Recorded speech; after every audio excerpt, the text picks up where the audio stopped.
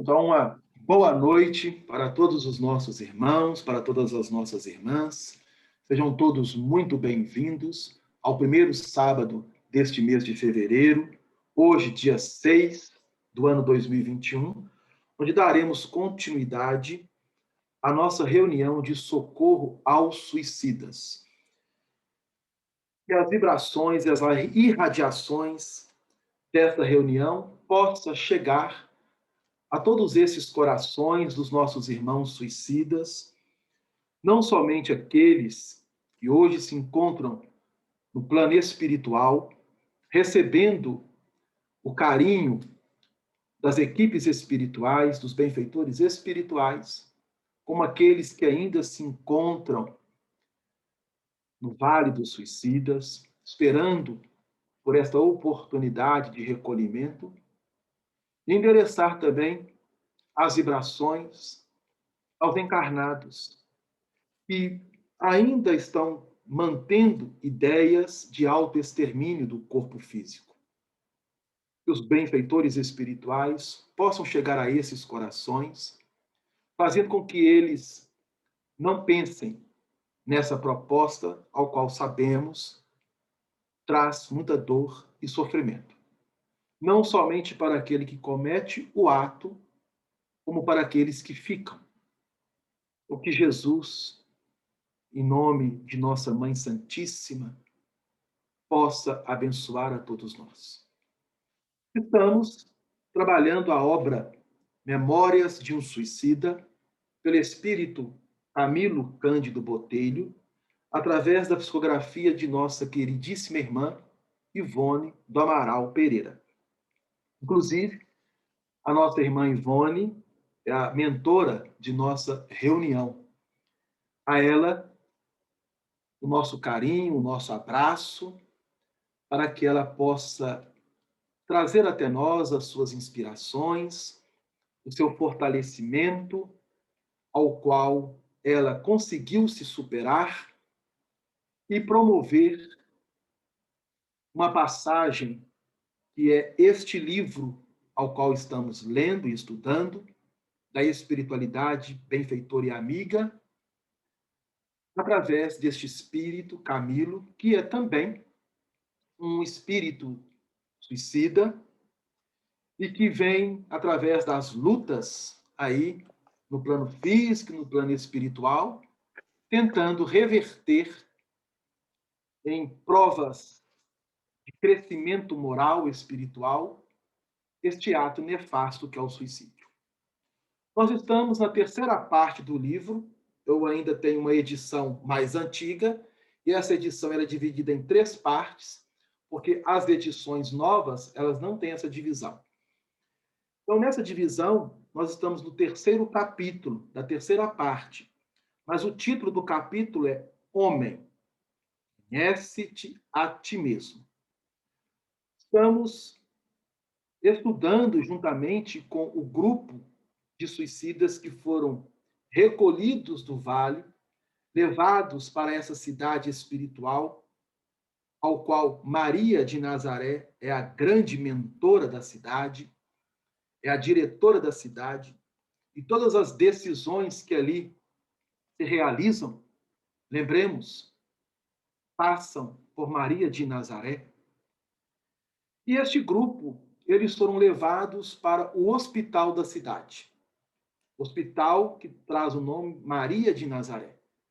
Ficaram em um parque hospitalar, dentro de um edifício, num processo de recuperação, de reequilíbrio, de reestruturação dos seus corpos perespirituais.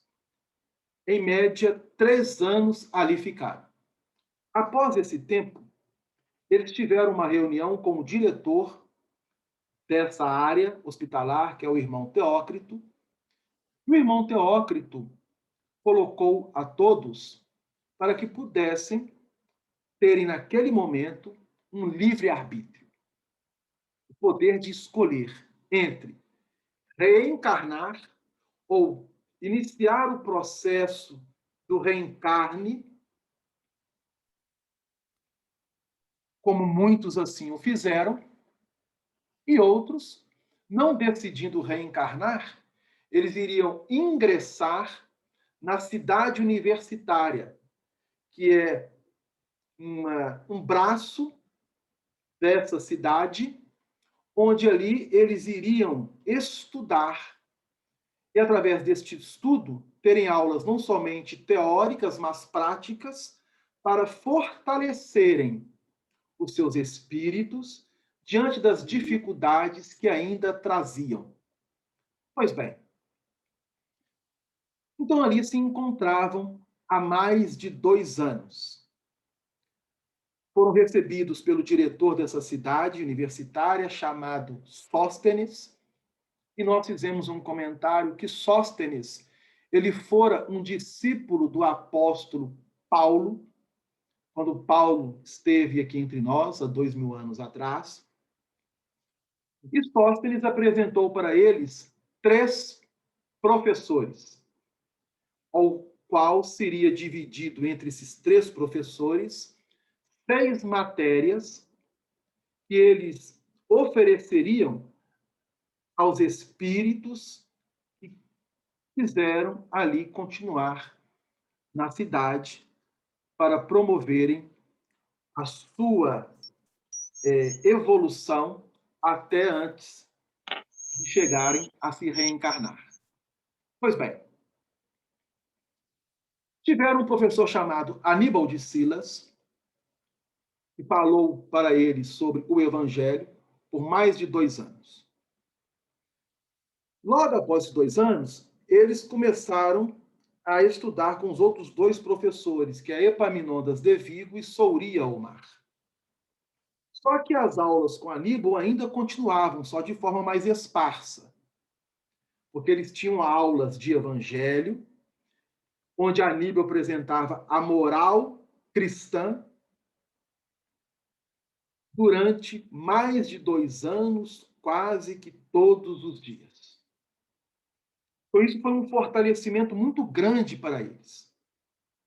Após esse período, continuavam a ter aula com Aníbal, porém de forma mais esparsa, porque agora Epaminondas de Vigo e Souria Omar iriam trabalhar com eles.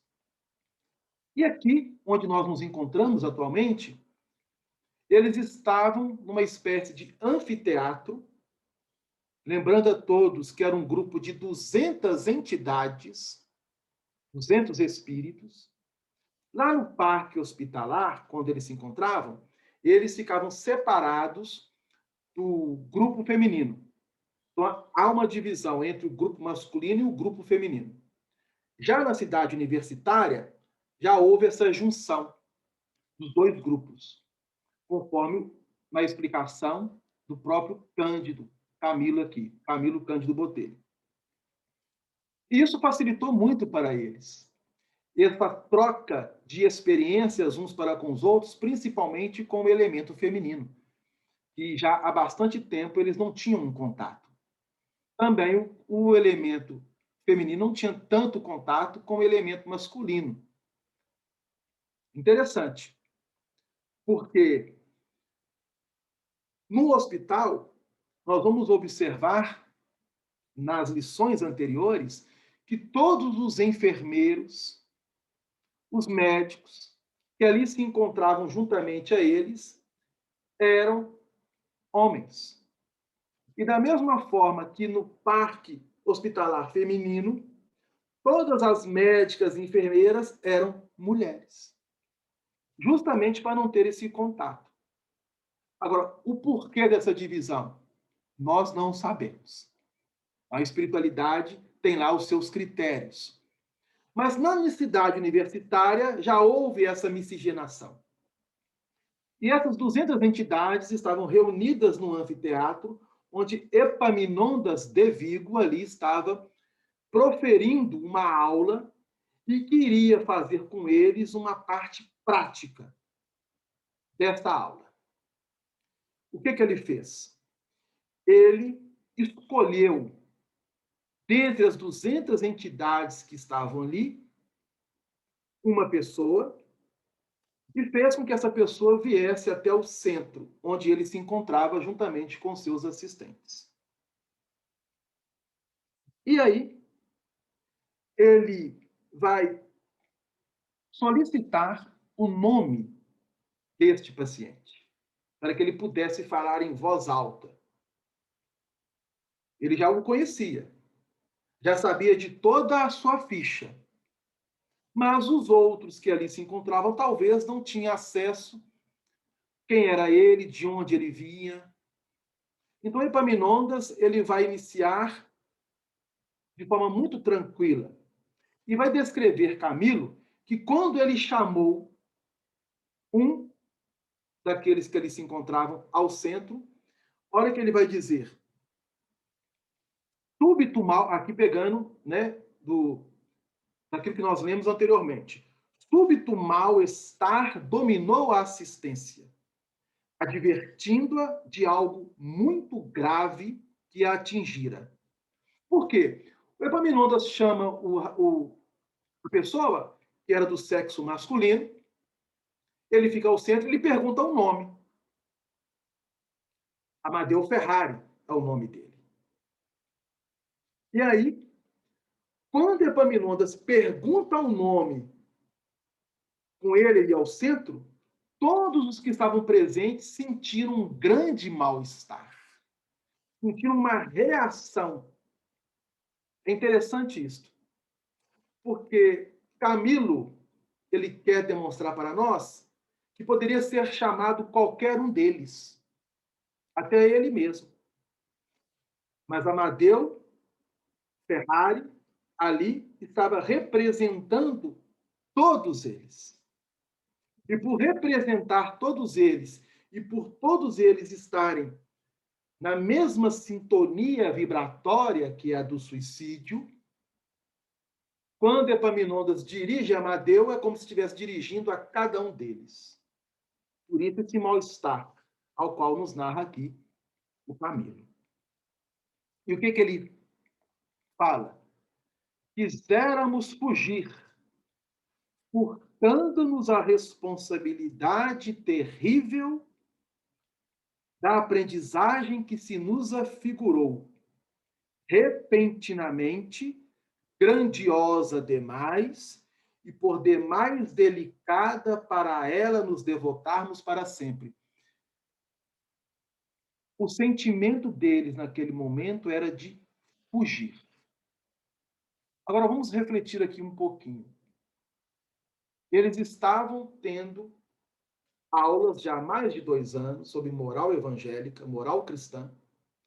Já estavam tendo aula com Epaminondas e com Souriomar. E agora, dentro de um campo prático, apresentado por Epaminondas, ele faz vir um deles.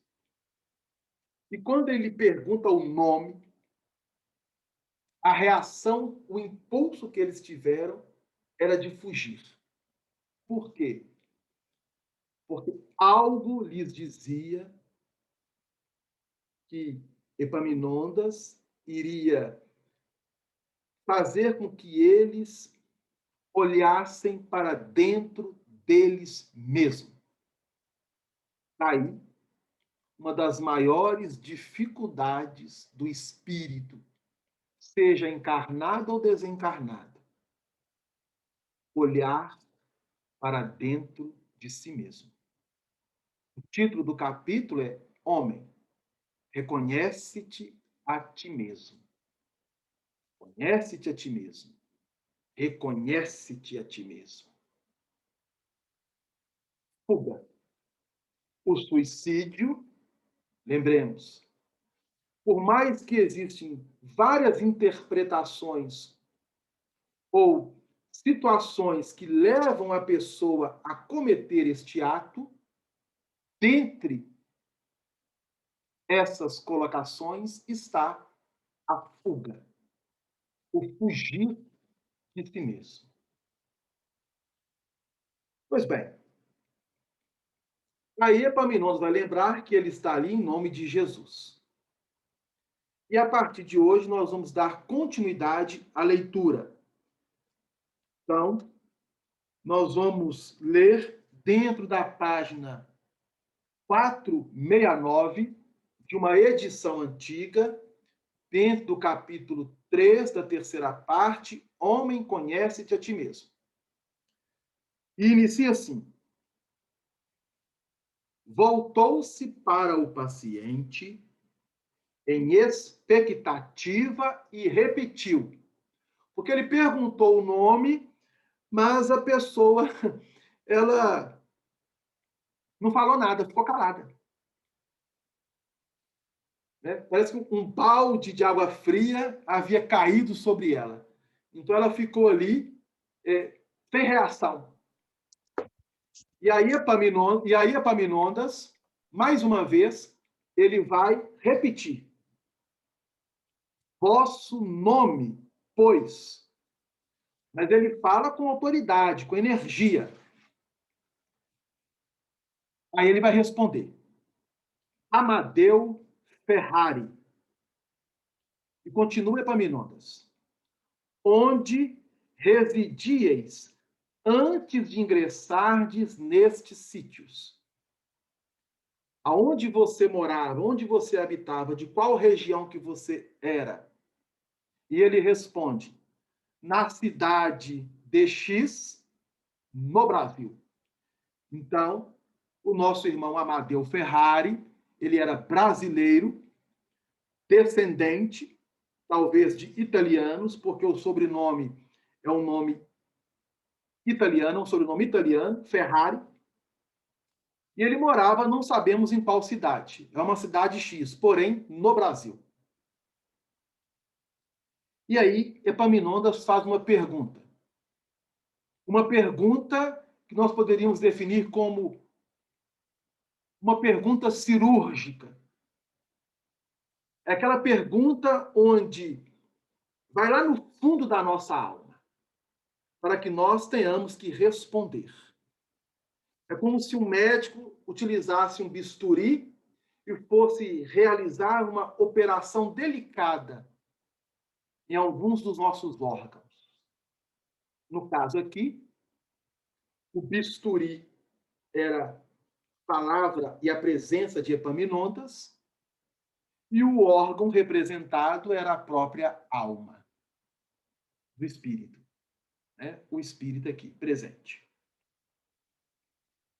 Por que procurastes abandonar vosso destino, cuja finalidade deve ser a unidade com Jesus, nosso Redentor, confiando a ilusão de um suicídio?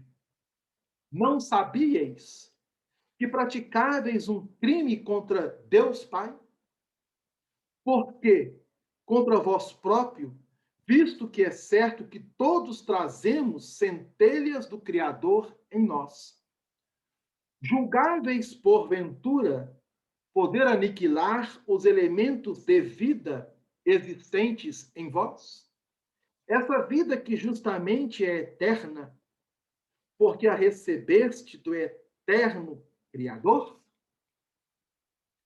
Visivelmente contrafeito, esquivou-se Amadeu através do sofisma, único recurso que lhe ocorreu na melindrosa situação.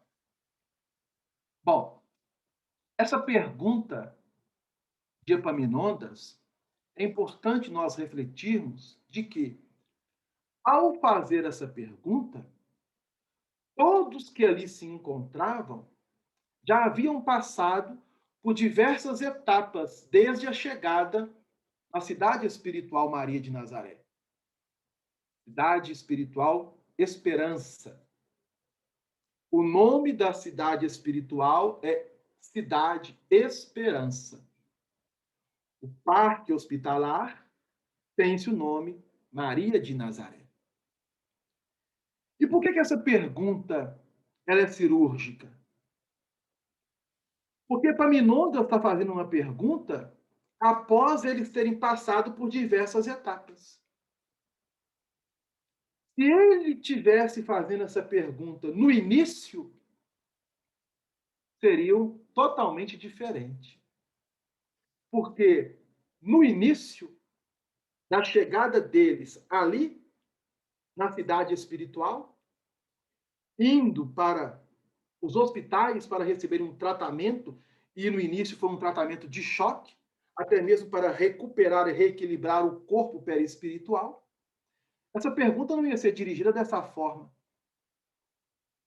Após tantos ensinamentos e tantas etapas vivenciadas, olha para você ver. Por que procurastes abandonar vosso destino, cuja finalidade deve ser a unidade com Jesus, nosso Redentor, confiando a ilusão de um suicídio? Não sabíeis que praticáveis um crime contra Deus Pai? Essa pergunta, se fosse realizada no início da chegada deles, não surtiria efeito nenhum. Porque a perturbação mental era muito grande.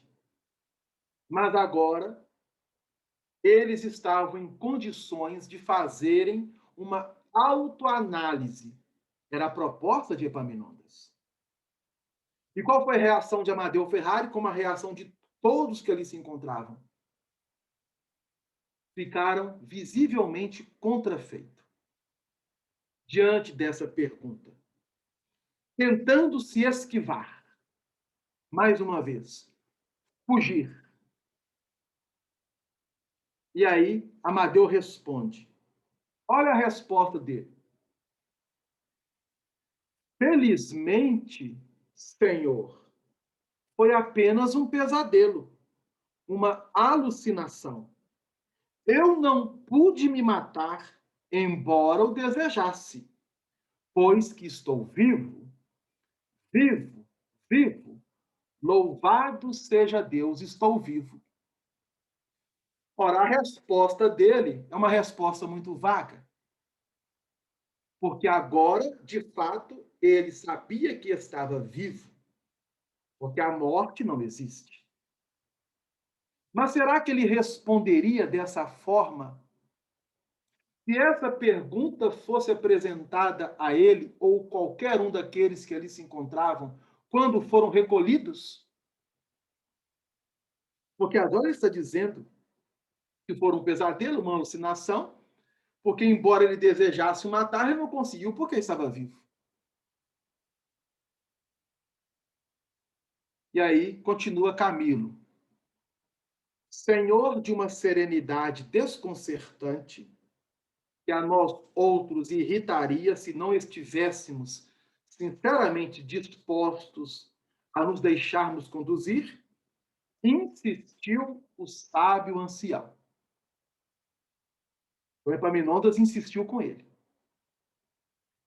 Reitero a interrogação Amadeu Ferrari, por que desejastes desaparecer da presença de vós mesmo, como de vossos semelhantes, quando o poema do universo cantava ao vosso redor o sacrossanto dever dos compromissos. Como a excelsa beleza da existência humana, que deve habilitar a alma para o reinado da imortalidade. Então, Epaminondas foi mais incisivo, enérgico, embora muito amoroso. Porque o objetivo dele, em comunhão com a espiritualidade, é fazer com que cada um deles pudessem examinar a si mesmos, reconhecer quais foram as causas reais que os levaram a cometer o ato do suicídio. Porque Epaminondas quer saber. Não para ele, mas para que servisse de lição para todos. Porque ele, Epaminondas e os instrutores espirituais sabiam. Eles tinham entendimento e conhecimento das causas que levaram cada um daqueles que ali se encontravam a cometer o suicídio. Mas a lição era para que todos pudessem voltarem os olhares agora para dentro. Olha como ele respondeu: Senhor. E aí o Camilo, ele vai trazendo a fala e reticências como se fosse ele tentando concatenar as ideias e como se estivesse até mesmo ali gaguejando para falar, para responder. Senhor, é que eu desanimei, eu sim. Aí ele para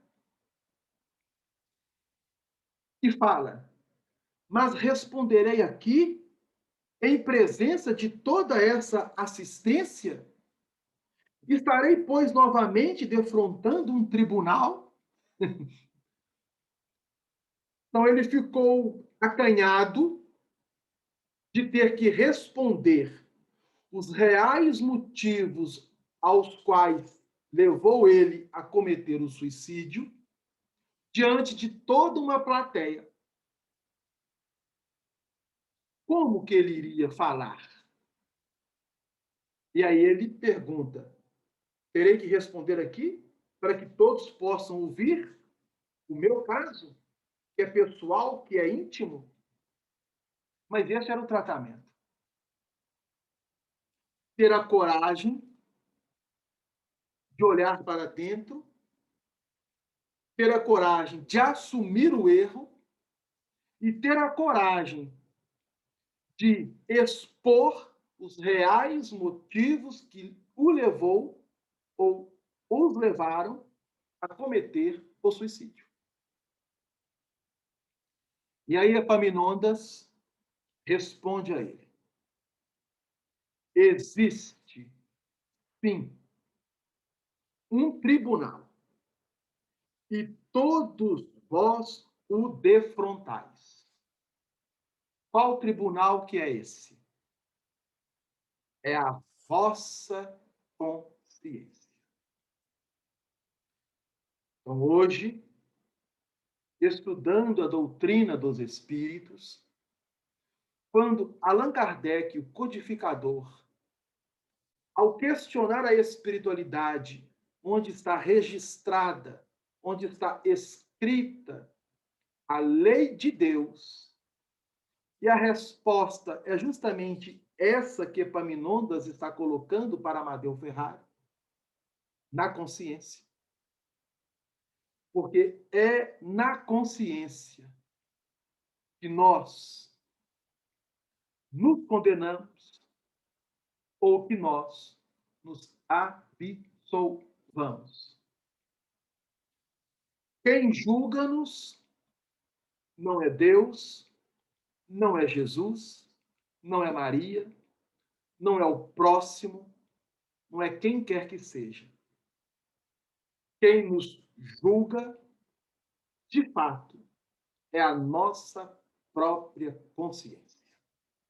E alguém poderá dizer assim: Abelano, mas se a pessoa, ou se alguém, não tem a consciência daquilo que esteja fazendo ou realizando,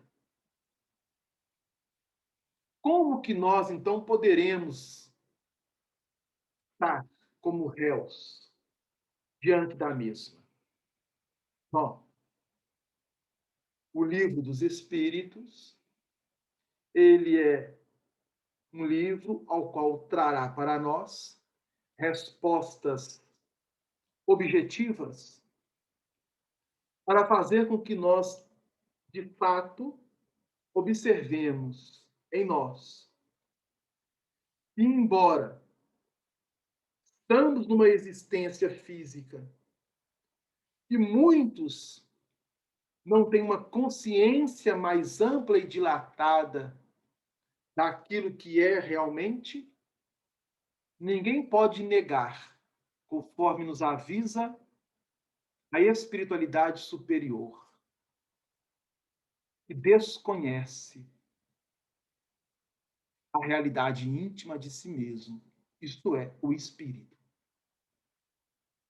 Porque o espírito, aqui no plano da Terra, já teve diversas experiências no corpo físico, entre reencarnações e desencarnações, desencarnações e reencarnações. E essas experiências, nós fomos forjando-nos o nosso campo intelectual, o nosso campo emocional, o nosso campo sentimental.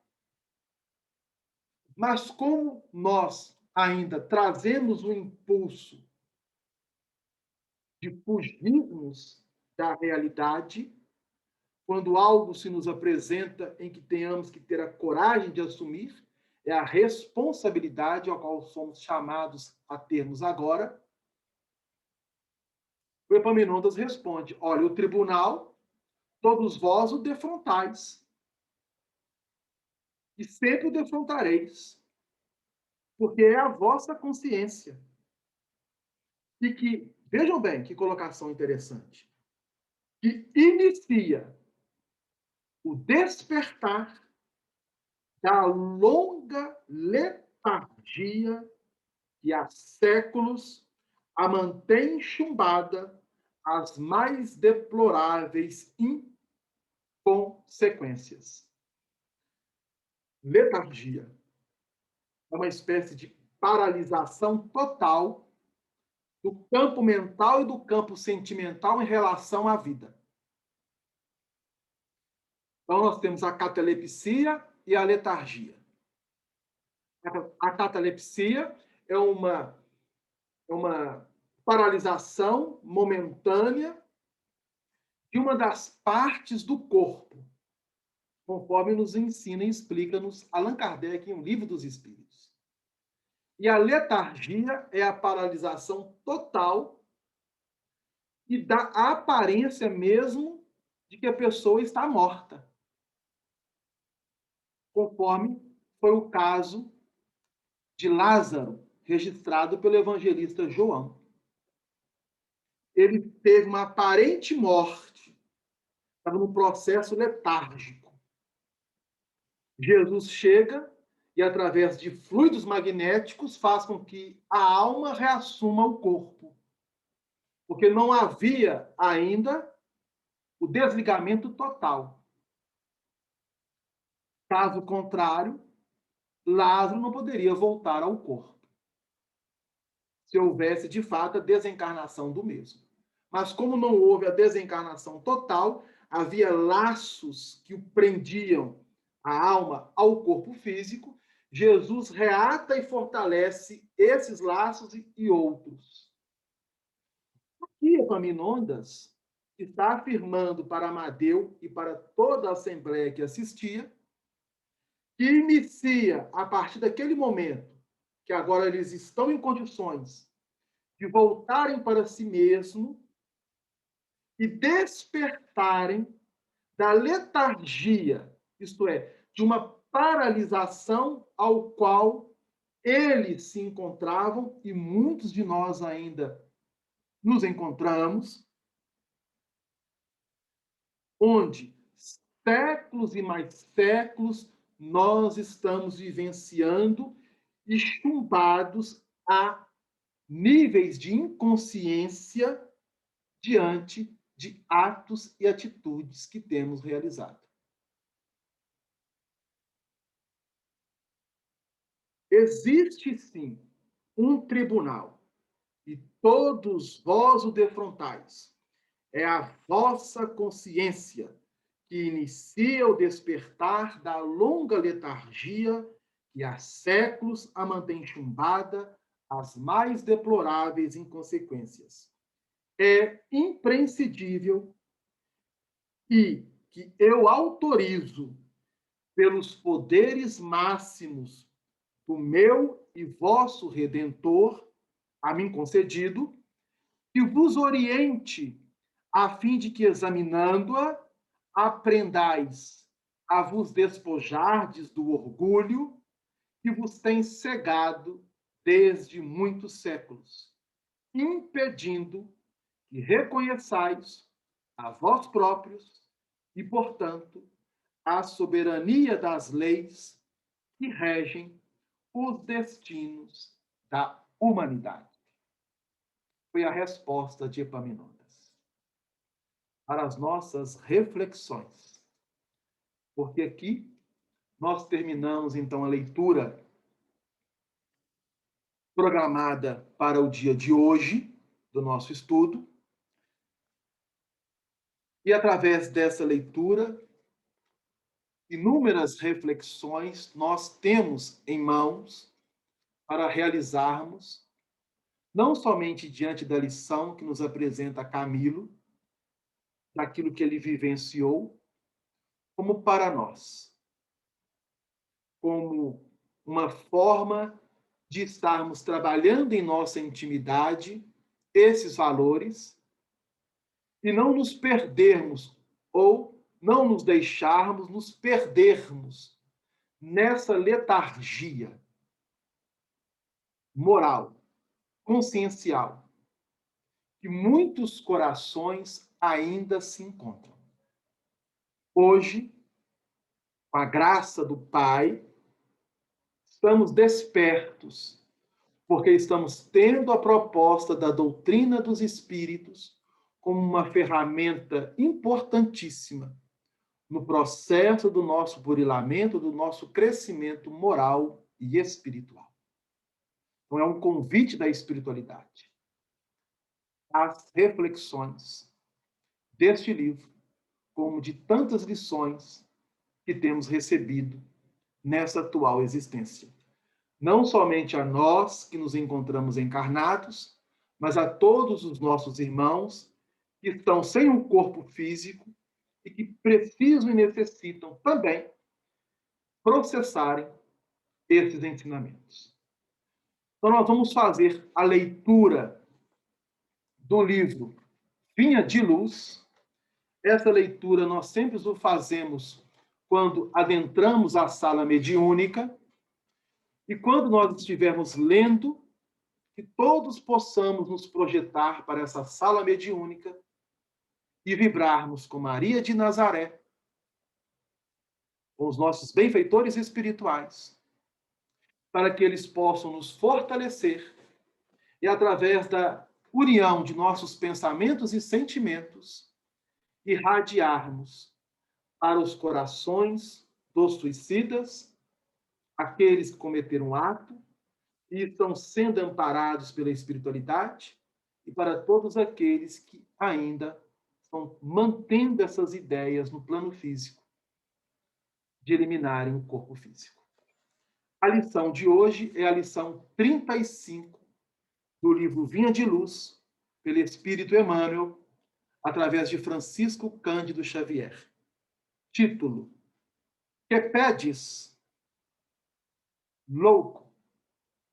Esta noite te pedirão a tua alma. Jesus, em Lucas, capítulo 12, versículo 20. Que pedes a vida, amigo? Os ambiciosos reclamam reservas de milhões.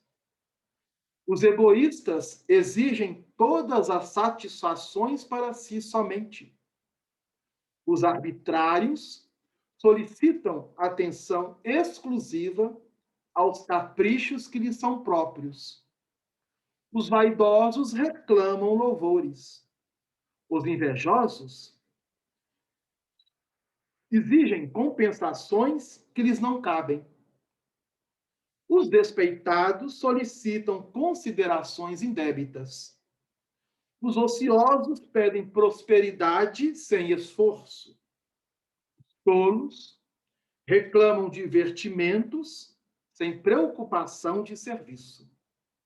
Os revoltados reclamam direitos sem deveres. Os extravagantes exigem saúde sem cuidados. Os impacientes aguardam realizações sem bases. Os insaciáveis pedem todos os bens, olvidando as necessidades dos outros. Essencialmente considerando, porém, tudo isto é verdadeira loucura. Tudo fantasia do coração que se atirou exclusivamente à posse efêmera das coisas mutáveis. Vigia, assim, cautelosamente o plano de teus desejos. Que pedes a vida? Não te esqueças de que, talvez, nesta noite, pedirá o Senhor a tua alma. Então, nós vamos finalizar com uma prece, rogando a Maria de Nazaré que nos ampare e nos fortaleça a todos.